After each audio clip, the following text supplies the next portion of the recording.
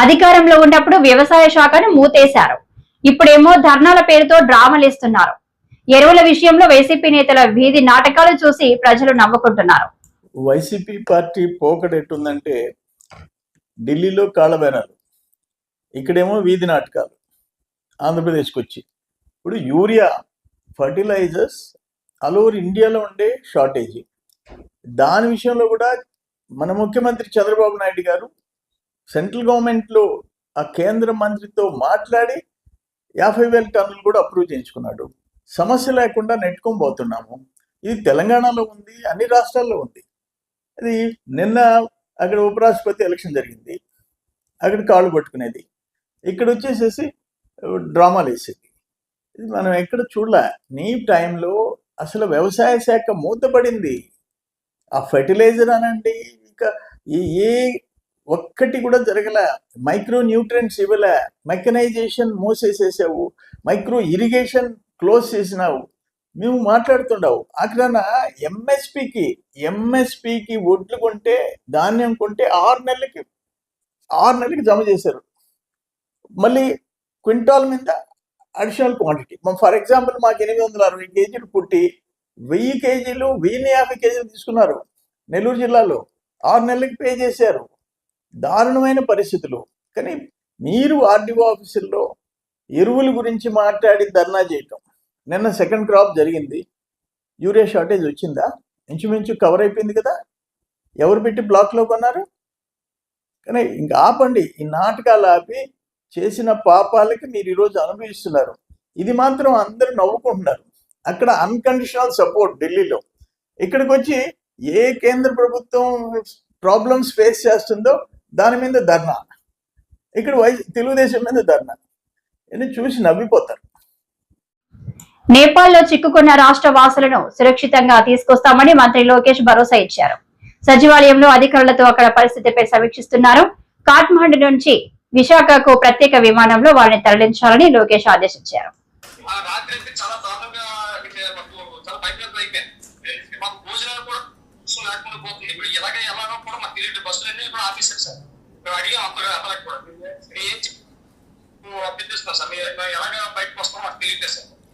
ఇప్పుడు టోటల్ గా ఎంతమంది ఉన్నారు?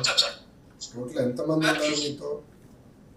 టోటల్ మేము మొత్తం ఫ్యామిలీ మెంబర్స్ అండి 81 మంది ఉన్నాం సౌత్ ఆఫ్రికాలో. 81 మంది ఉన్నారు. ఇప్పుడు 81 మందికి ఇప్పుడు వాటర్ ఫుడ్ ఏంటి స్టేటస్? వాటర్ ఫుడ్ స్టేటస్ ఏంటమ్మా? వాటర్ సప్లై ప్రెజెంట్ మన వాటర్ వాళ్ళు మనకు ప్రొవైడ్ చేస్తున్నారు. బట్ ఇంటి ఇక్కడ భోజనం సార్ ఏది అక్కడ మనకి మన ఫుడ్ అయితే అక్కడ దొరకడం కష్టం అయిపోయింది. కొంతవరకు మేము తినేసాం తప్ప ఇక్కడ స్పేస్ చేస్తాం. Okay, how far are you from the airport అమ్మా? ఎయిర్పోర్ట్ నుంచి ఎంత దూరం మీరు? కఠ్మండు ఎయిర్పోర్ట్ నుంచి ఎంత దూరం?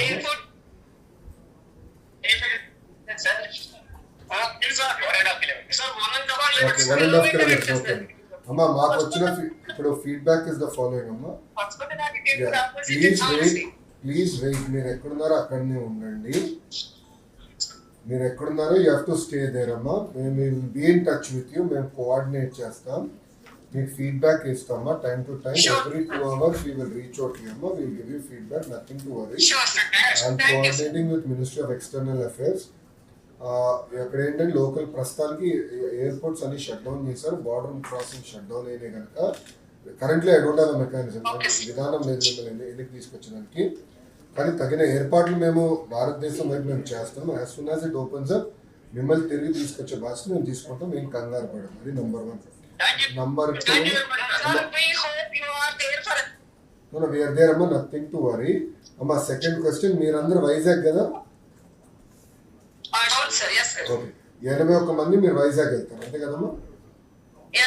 Okay, so you stay where you are అమ్మా. we will come back to you in 2 hours. Every 2 hours we will touch base with you. Okay. Thank you so much. Stay safe. Thank you sir. Thank you very much sir. ఉంటానమ్మా, జై Hind. Thank you sir. Thank you. Visakha steel plant ను EOI పేరుతో 44 భాగాలుగా విక్రయించే కేంద్ర ప్రభుత్వ ప్రయత్నాన్ని CPM ఖండించింది. మంగళవారం సాయంత్రం మద్దిలపాలెం ఆర్టీసీ కాంప్లెక్స్ వద్ద నిరసన చేపట్టారు. స్టీల్ ప్లాంట్ కు సొంత గనులు కేటాయించాలని, ప్రైవేటీకరణ ఆపాలని, కాంట్రాక్ట్ కార్మికులను తిరిగి తీసుకోవాలని డిమాండ్ చేశారు.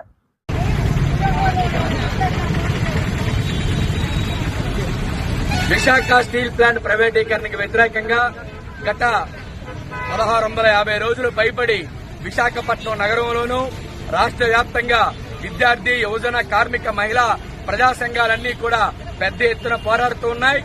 మోడీ ప్రభుత్వం విశాఖపట్నం స్టీల్ ప్లాంట్ ప్రైవేటీకరణ చేసి తీరుతాం అని ప్రకటించిన నాటి నుండి నేటి వరకు కూడా పట్టుదలగా పోరాటం చేసి 1% కూడా స్టీల్ ప్లాంట్ ప్రైవేటు పరం కాకుండా కాపాడుతున్నటువంటి కార్మిక వర్గానికి జేజేలు పలుకుతుంది సిపిఎం పార్టీ. అదే సందర్భంలో కూటమి ప్రభుత్వం ఎన్నికలకు ముందు మేము అధికారంలోకి వస్తే స్టీల్ ప్లాంట్ ని కాపాడుతాం, స్టీల్ ప్లాంట్ కి సొంత గనులు కేటాయిస్తాం, విశాఖ ఉక్కుని మేము ప్రైవేటు పరం కానివ్వం అని చెప్పినటువంటి కూటమి పాలక వర్గం ఈ రోజు అధికారంలోకి వచ్చిన తర్వాత, ఏరు దాటిన తర్వాత ఓడమల్లయ్య బోడుమల్లయ్య లాగా ఈ రోజు మొత్తం కూడా స్టీల్ ప్లాంట్ అమ్మేస్తాం, అది మా విధానపరమైన నిర్ణయం అని చెప్తూ ఉన్నారు. మరో పక్కని ప్యాకేజీ ఇచ్చామని చెప్తూ స్టీల్ ప్లాంట్ ని ఈఓఐ పేరుతో 44 భాగాలను ముక్కలుగా చేసి ప్రైవేట్ కార్పొరేట్ కంపెనీలకు కట్టబెడుతున్నారు. స్టీల్ ప్లాంట్ కు సొంత గనులు అడిగితే సొంత గనులు కేటాయించకుండా అనకాపల్లి జిల్లాలో మెటల్ కంపెనీకి ఈ రోజున సొంత గనులు కేటాయించమని స్వయాన కేంద్ర మంత్రుల దగ్గర నుంచి మన రాష్ట్ర ఎంపీలందరూ కూడా లైన్ కట్టి ప్రధానమంత్రి దగ్గర అడుగుతున్నారు. ఇటువంటి పరిస్థితుల్లో ఈ విశాఖపట్నం స్టీల్ ప్లాంట్ ను కాపాడుకోవాల్సిన బాధ్యత విశాఖపట్నం మరియు రాష్ట్ర వ్యాప్తంగా ఉన్న ప్రజానీకం మీద ఉంది. కాబట్టి సిపిఎం పార్టీ ఆధ్వర్యంలో ఈ నెల 11వ తారీఖున గాజువాకలో ఓ గొప్ప బహిరంగ సభను నిర్వహించాలని, దీనికి సిపిఎం పార్టీ అఖిల భారత ప్రధాన కార్యదర్శి కామెడీ ఎంఏ బేబీ గారు హాజరవుతున్నారు.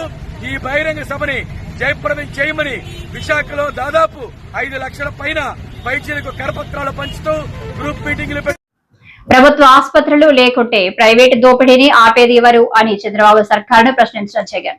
చంద్రబాబు 3 సార్లు సీఎం అయ్యారు, కనీసం ఒక్క ప్రభుత్వ ఆసుపత్రి అయినా తీసుకొచ్చారా? మెడికల్ సీట్లు వద్దని లేఖ రాసిన ఏకైక ముఖ్యమంత్రి దుర్మార్గుడు ఆయన వ్యక్తి చంద్రబాబు అని మండిపడ్డారు. ఈ ఖరీఫ్ లో 6,65 లక్షల మెట్రిక్ టన్నుల యూరియాను నేను సప్లై చేశామని, గత సంవత్సరంతో పోలిస్తే 97,000 టన్నులు అధికంగా ఇచ్చామని ముఖ్యమంత్రి స్టేట్మెంట్ ఇది. ఈ ఖరీఫ్లో 6.65 లక్షల మెట్రిక్ టన్నుల యూరియాను సప్లై చేశామని, గత సంవత్సరంతో పోలిస్తే 97,000 టన్నులు అధికంగా ఇచ్చామని చంద్రబాబు గారు మొన్ననే ప్రెస్ మీట్లో చెప్పారు.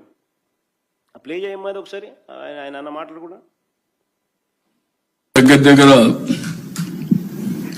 3 లక్షల టన్నులతో ఓల్డ్ బ్యాలెన్స్ ఉంది. దాంతో కలిపి ఇప్పటికి 6,65,000 మెట్రిక్ టన్నులు యూరియా అందుబాటులో పెట్టాం. గత సీజన్తో పోల్చుకుంటే ఈ రోజు ఈనాటికి 97,000 మెట్రిక్ టన్నుల యూరియా అధికంగా సరఫరా చేశాం. రైతులకు ఈ మొత్తం యూరియా కూడా చేరింది.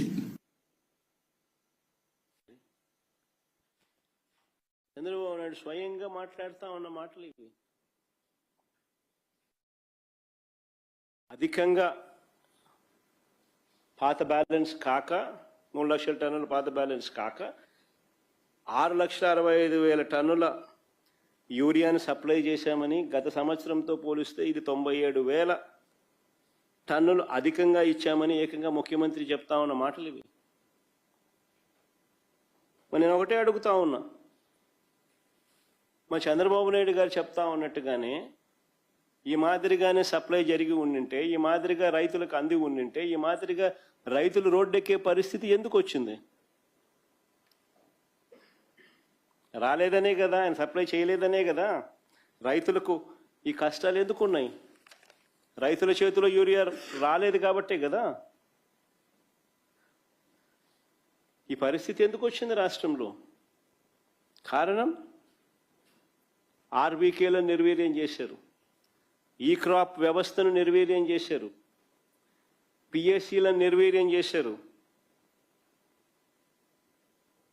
ప్రైవేట్కు ఎక్కువ కేటాయించారు.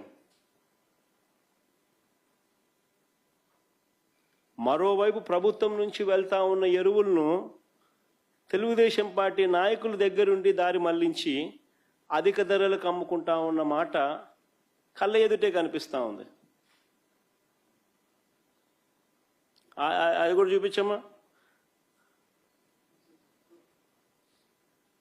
కర్నూలు జిల్లా ఎమిగనూరులో ఎరువులు పక్కదారి పట్టిస్తూ పట్టుబడిన టీడీపీ నేతలు. పల్నాడు జిల్లా దాచేపల్లి 165 బస్తాల ఎరువులు అక్రమంగా తరలిస్తూ పోలీసులకు చిక్కిన టీడీపీ నేతలు.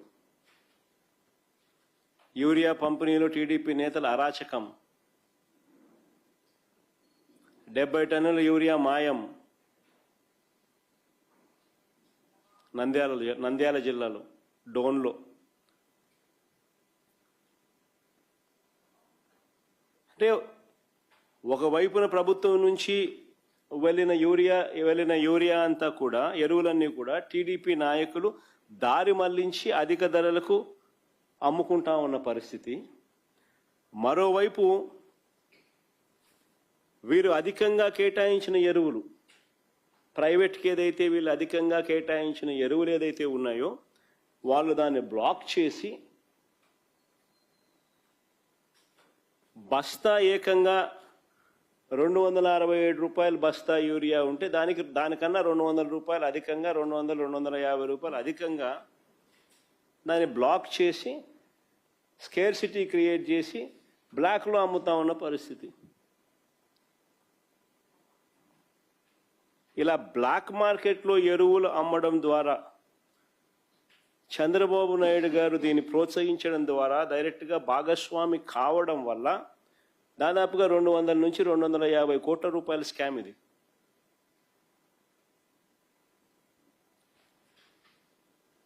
రైతులను పీడించి స్కాములు చేసి కింద నుంచి పైదాకా అందరూ పంచుకున్నారు.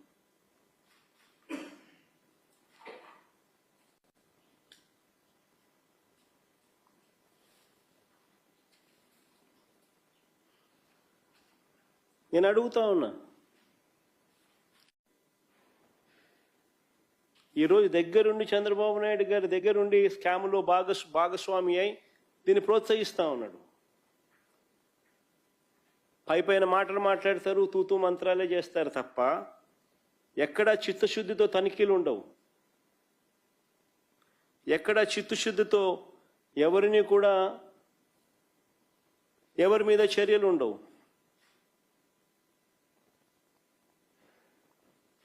మా ప్రభుత్వ హయాంలో కలెక్టర్లతో ఎస్పీలతో జరిగే నెల జరిగేది వీడియో కాల్. ఎస్పీలకు కలెక్టర్లకు మ్యాండేట్ ఇచ్చేవాళ్ళం. బ్లాక్ మార్కెటింగ్ అనేది కనిపిస్తే మీ ఉద్యోగాలు పోతాయని.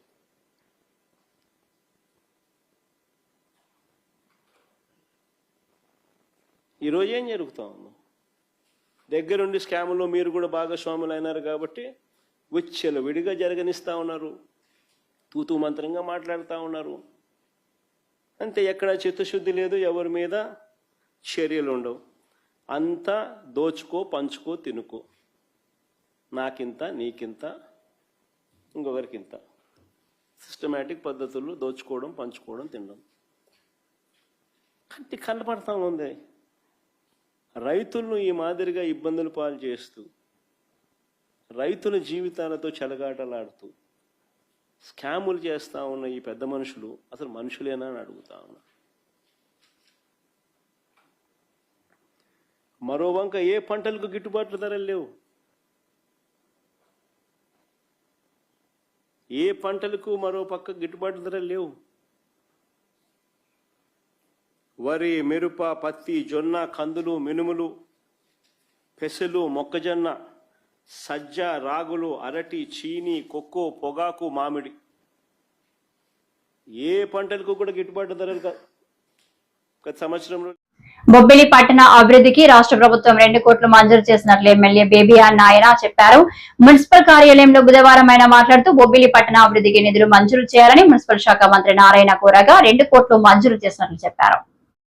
ఇంకొక కీలకమైనటువంటి అంశం మేము మంత్రి గారి దగ్గర ప్రస్తావించింది బొబ్బిలి పట్టణ ప్రజల యొక్క తాగునీటి అవసరాలకు సంబంధించి సువర్ణముఖి నది నుంచి డ్రింకింగ్ వాటర్ పైప్ లైన్ ఏదైతే అప్పుడు చంద్రబాబు నాయుడు గారు ముఖ్యమంత్రిగా ఉన్నప్పుడు వెంకయ్యనాయుడు గారు ప్రోద్బలంతో వెంకయ్యనాయుడు గారి సహాయ సహకారాలతో మంజూరైందో అప్పుడు ఆ రోజుల్లో 90 లక్షలు మంజూరు చేయడం జరిగింది.